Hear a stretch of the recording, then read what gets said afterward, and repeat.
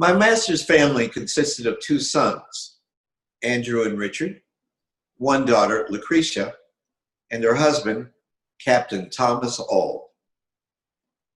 They lived in one house upon the home plantation of Colonel Edward Lloyd. My master was Colonel Lloyd's clerk and superintendent.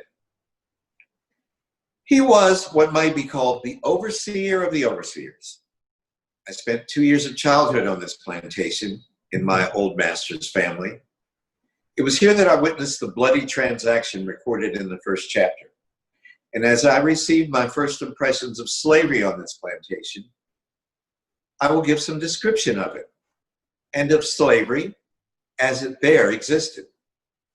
The plantation is about 12 miles north of Easton in Talbot County and is situated on the border of Miles River.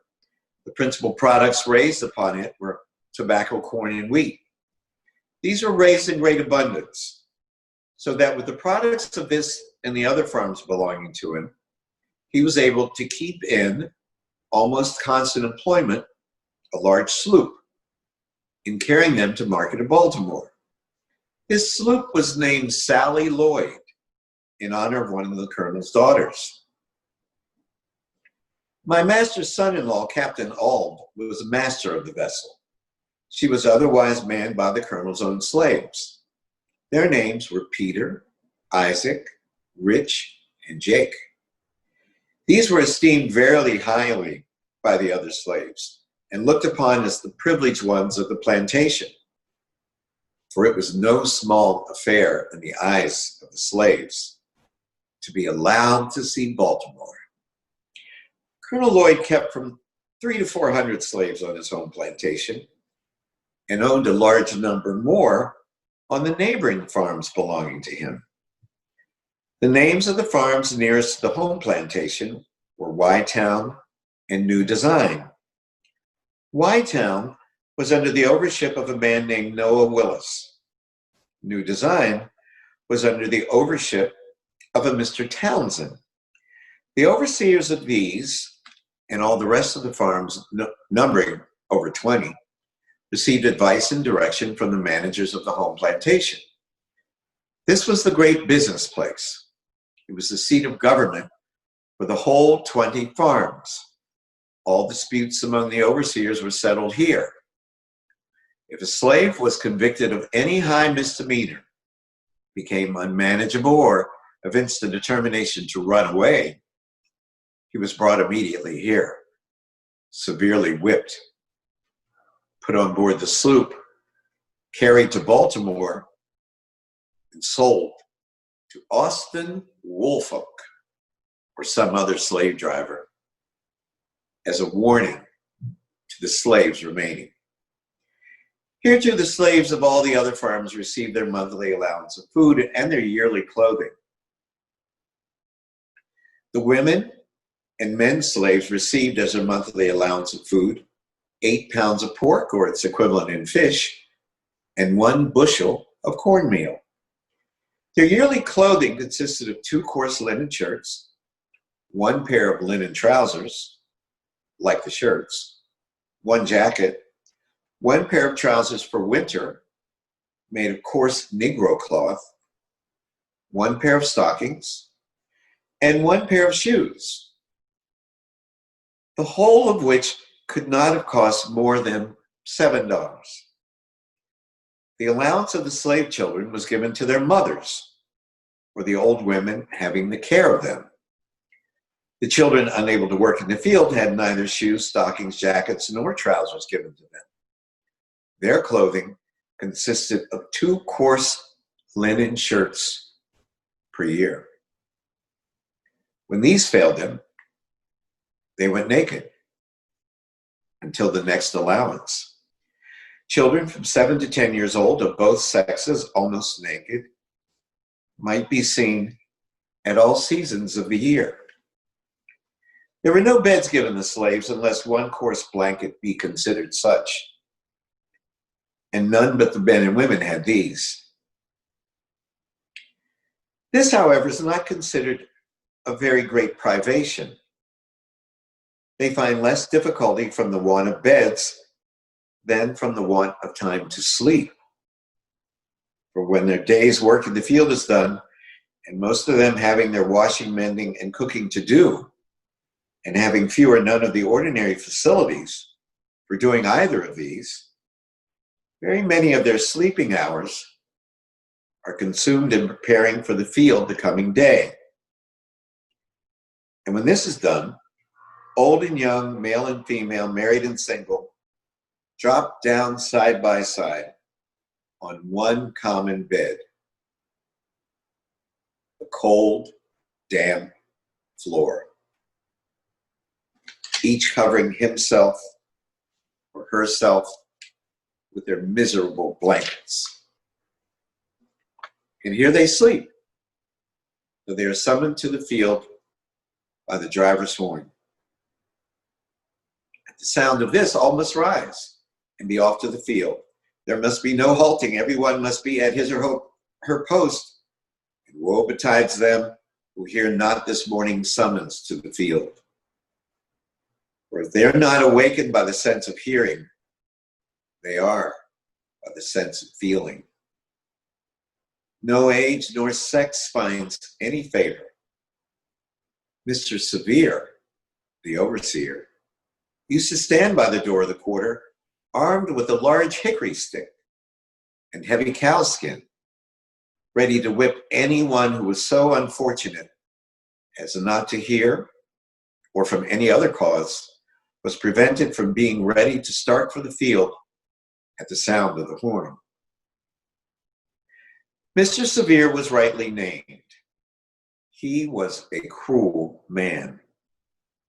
I've seen him whip a woman, causing the blood to run half an hour at the time. And this too in the midst of our crying children, pleading for their mother's release. He seemed to take pleasure in manifesting his fiendish barbarity. Added to his cruelty, he was a profane swearer. It was enough to chill the blood and stiffen the hair of an ordinary man to hear him talk. Scarce a sentence escaped him, but that was commenced or concluded by some horrid oath. The field was the place to witness his cruelty and profanity. His presence made it both the field of blood and of blasphemy. From the rising till the going down of the sun, he was cursing, raving, cutting, slashing among the slaves of the field in the most frightful manner. His career was short. He died very soon after I went to Colonel Lloyd's.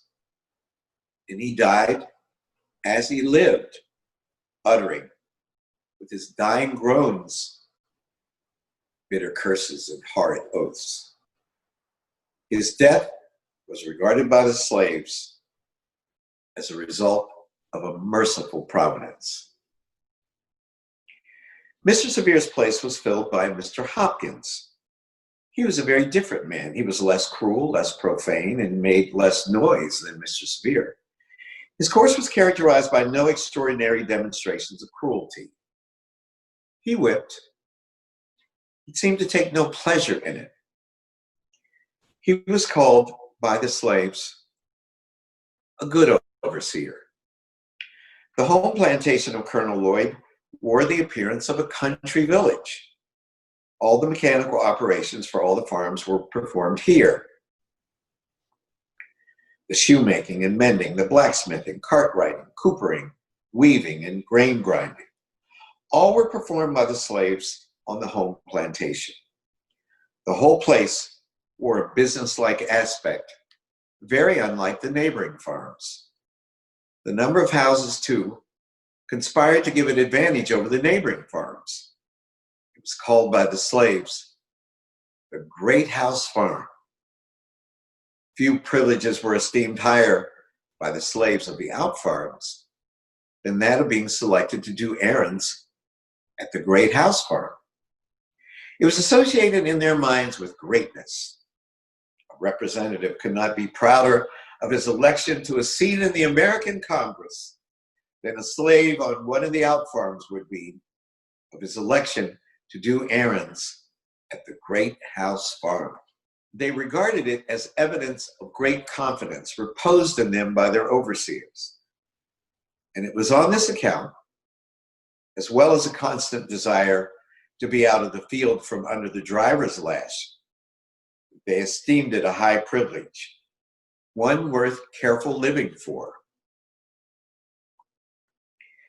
He was called the smartest and most trusty fellow, who had this honor conferred upon him the most frequently.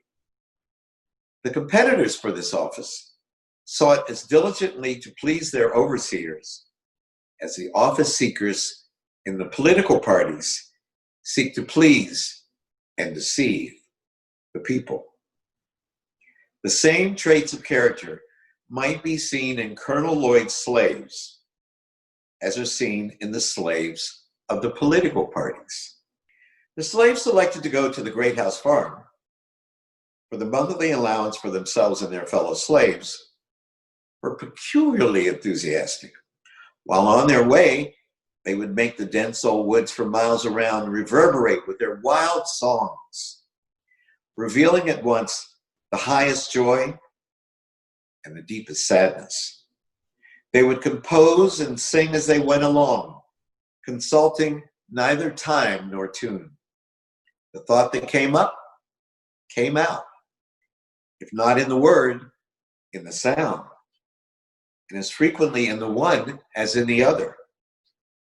They would sometimes sing the most pathetic sentiment in the most rapturous tone, and the most rapturous sentiment in the most pathetic tone. Into all of their songs, they would manage to weave something of the Great House Farm. Especially would they do this when leaving home. They would then sing most exultingly the following words: I am going away to the Great House Farm. Oh yay, oh yay, oh. This they would sing as a chorus to words which to many would seem unmeaning jargon, but which nevertheless were full of meaning to themselves. I have sometimes thought that the mere hearing of those songs would do more to impress some minds the horrible character of slavery than the reading of whole volumes of philosophy on the subject could do. I did not, when a slave, understand the deep meaning of those rude and apparently incoherent songs. I was myself within the circle, so that I neither saw nor heard as those without might see and hear. They told a tale of woe, which was then altogether beyond my feeble comprehension. They were tones loud, long, and deep. They breathed the prayer and compliant of souls boiling over with the bitterish anguish. Every tone was a testimony against slavery and a prayer to God for deliverance from chains. The hearing of those wild notes always depressed my spirit and filled me with ineffable sadness. I frequently found myself in tears while hearing them. The mere recurrence of those songs, even now, afflicts me. And while I'm writing these lines, an expression of feeling has already found its way down my cheek. To those songs, I trace my first glimmering conception of the dehumanizing character of slavery. I can never get rid of that conception. Those songs still follow me to deepen my hatred of slavery and quicken my sympathies for my brethren in bonds. If anyone wishes to be impressed with the soul-killing effects of slavery, let him go to Colonel Lloyd's plantation and on allowance day, place himself in the deep pine woods. And there, let him in silence analyze the sounds that shall pass through the chambers of his soul. And if he is not thus impressed, will only be because, quote, there is no flesh in his obdurate heart, unquote. I've often been utterly astonished since I came to the North to find persons who could speak of the singing among slaves as evidence of their contentment and happiness. It is impossible to conceive of a greater mistake. Slaves sing most when they are most unhappy. The songs of the slave represent the sorrows of his heart, and he is relieved by them only as an aching heart is relieved by its tears. At least, such is my experience. I have often sung to drown my sorrow, but seldom to express my happiness. Crying for joy and singing for joy were alike uncommon to me while in the jaws of slavery. The singing of a man cast away upon a desolate island might be as appropriately considered as evidence of contentment and happiness as the singing of a slave. The songs of the one and of the other are prompted by the same emotion. The end, chapter 2 of the narrative of the life of Frederick Douglass, an American slave, written by himself.